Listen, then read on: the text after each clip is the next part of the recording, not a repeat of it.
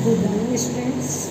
अब मैं आपको क्लास फर्स्ट ईयर का पद्य में जो दूसरा चैप्टर है सूरदास जी द्वारा रचित विनय, वात्सल्य और भ्रमरगीत, ये जो शीर्षक है वो समझाने जा रहे हैं। सबसे पहले आप विनय समझिए। अब के राखी लहू भगवान वो अनाथ पैठो दुंदरिया पार्वती साधी का। तो प्रस्तुत जो पद है ये गे पद है। गे पद उसे कहते हैं जो गाने योग्य होते हैं। तो प्रस्तुत पद में सूरदास जी अपने आराध्य प्रभु श्री कृष्ण से याचना करते हुए कहते हैं कि अब के राखी लहू भगवान, कि हे प्रभु बस इस बार आप अपने इस भक्त के प्राणों की रक्षा कर दीजिए। वो अनाथ बैठो तुम दरिया, मैं एक अनाथ पक्षी की भांति इस संसार रूपी वृक्ष की डाल पर बैठा हुआ पारदी साधे भान, और मुझे अपना शिकार बनाने के लिए अहंकार रूपी जो शिकारी है, इस शिकारी ने वार साध रखा है ताकि डर में भाजियो चाह। इस शिकारी के भय से भयभीत होकर मैं भागना चाहता हूँ, किंतु भाग नहीं सकता क्योंकि ऊपर सांसारिक विषय वासना रूपी जो बाज है वो मुझ पर घात लगाकर बैठा हुआ है। दो भांति दुख भयो आनी, इस प्रकार हे प्रभु मेरे ऊपर ये दोहरा दुख एक साथ आन पड़ा है। कौन उबारी प्यार, अब आपके अतिरिक्त इस संसार में ऐसा कौन है जो इस दोहरे संकट से मेरे प्राणों की रक्षा कर सकता है। सुमिरत ही अहि दस्यो पार अधि कर छूटियो संधान। जैसे ही सूरदास रूपी पक्षी अपनी परमात्मा का स्मरण करते हैं, ना जाने कहाँ से ज्ञान रूपी सर्प आता है और अज्ञानता रूपी शिकारी को डस देता है। कर छूटियो संधान, जैसे ही ज्ञान रूपी सर्प अज्ञानता रूपी शिकारी को डसता है, शिकारी के हाथ का सदा हुआ जो वाण है वो छूट जाता है। सूरदास सर लग्यो सचानी जय जय कृपा निधान।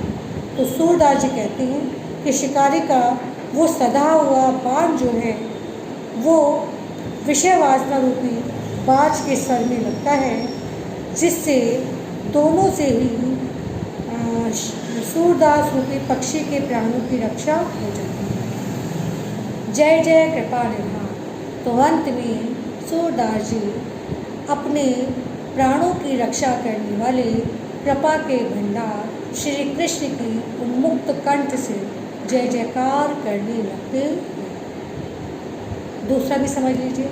मेरो मन अनंत कहाँ सुख पावे, जैसे उड़े जहाज को पक्षी फिर जहाज पर आवे।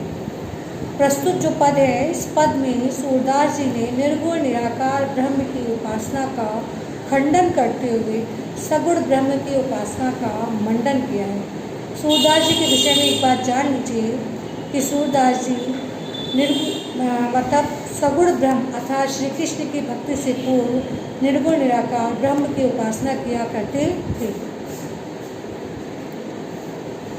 तो चूँकि उन्होंने दोनों ही प्रकार की भक्ति की थी, अर्थात साकार ब्रह्म को भी ध्याया था और निर्गुण निराकार ब्रह्म की उपासना की थी, इसीलिए उनके पास दोनों ही भक्ति का अनुभव प्राप्त था। अपनी उसी भक्ति के अनुभव के आधार पर वो निर्गुण निराकार भक्ति की उपासना का खंडन करते हुए कहते हैं कि मेरो मन अनंत कहाँ सुख पावे, कि हे ईश्वर मेरा ये जो हृदय है, मेरा ये जो मन है, उसे अनंत अर्थात निर्गुण निराकार ब्रह्म की भक्ति करने में भला किस प्रकार सुख अर्थात आनंद की अनुभूति हो सकती है। जैसे उन जहाज को पक्षी फिर जहाज पर आए, जिस प्रकार जहाज पर निवास करने वाला पक्षी शुष्क प्रदेश की तलाश में जहाज को छोड़कर जब उड़ता है तो चारों ओर अथाह जलराशि को देखकर भयभीत होकर पुनः उसी जहाज पर आकर बैठ जाता है। तो उसी प्रकार मैं भी अपनी सगुण ब्रह्म को छोड़कर अगर निर्गुण निराकार ब्रह्म की उपासना करना भी चाहता हूँ तो मार्ग की कठिनाइयों को देखकर भ्रमित होकर पुनः अपनी सगुण ब्रह्म की शरण में आ जाता हूँ। कमल नयन को छाड़ी महात्म और को देव को ध्यान, जिसने अपने हृदय को कमल नेत्रों वाली श्री कृष्ण की उपासना में लगा लिया है, वो भला निराकार ब्रह्म की उपासना भला किस प्रकार कर सकता है। परम गंग को छाड़ी प्यासो दुर्मति कूप खना। कवि कहते हैं अपनी बात को तर्क संगत ढंग से कैसे सिद्ध करते हुए कहते हैं कि परम गंग को छाड़ी प्यासो दुर्मति कूप खना, जिस प्यासे के पास अपनी प्यास को शांत करने के लिए परम पावन पवित्र गंगा है, यदि वो अपनी तृषा को शांत करने के लिए पवित्र गंगा के जल को छोड़कर कुआं खोदता है तो ऐसा करके वो अपनी मूर्खता का परिचय देता है।